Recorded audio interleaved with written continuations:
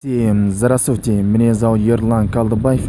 Вот это самодельная удочка, такая самодельная удочка собрал. Вот стальная перила нержавая труба, а это пластмасс труба. Это пластмасс труба, внутри стальная нержавая перила труба, вот такой. Это катушка Невский, советская простую, и потом строительная жилка, и крючок, и грузель. Ну, самодельный грузель, почти сейчас покажу. Вот такой грузель. Самодельный. Вот. Это не обычный груз, это самодельный. Но это металл, железный, и все. Вот крючок с сосисками, колбасом. Сегодня на море, на рыбалку ходил. Нету рыба. Сегодня какой день? 9-й день 2 месяц 2025 год. Зима. На улице холодно. Вот. Вода нормальная, но только рыба нету. Я сегодня на рыбалку ходил. Хотел проверять, рыба есть или нет.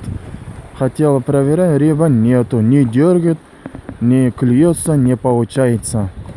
В этом удочка самодельный. Моя удочка самодельный. Вот. Получилась отлично моя самодельная удочка. Вот. Ну что я буду делать? Посмотрю еще раз. Если получается. Если нет, то значит тогда пойду домой.